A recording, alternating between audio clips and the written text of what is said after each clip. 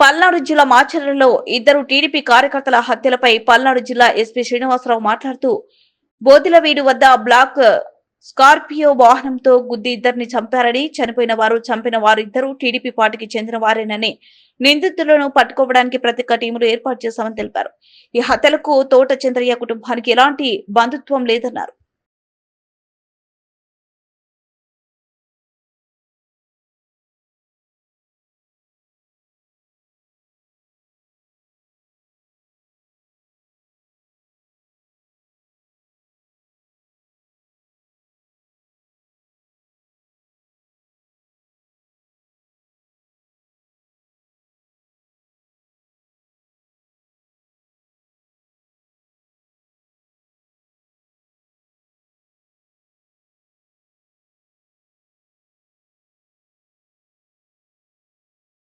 సుమారు 5 గంటల ప్రాంతంలో గుండ్లపాడు గ్రామానికి వెళ్ళేటువంటి దారిలో బోదులపాడు వద్ద టూ వీలర్ మీద వెళ్తున్నటువంటి జవిశెట్టి వెంకటేశ్వరరావు అలియాస్ మద్దయ్య మరియు జవిశెట్టి కోటేశ్వరరావులను బ్లాక్ స్కార్పియోలో గుద్దడం జరిగింది.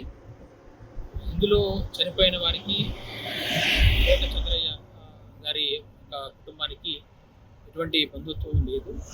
మరియు ఇద్దరు కూడా టీడీపీ పార్టీకి చెందిన వారే. దీనికి గల కారణాలను మరియు నిందితులను పట్టుకోవడానికి టీంలు ఏర్పాటు చేయడం జరిగింది. అందరం కూడా దీని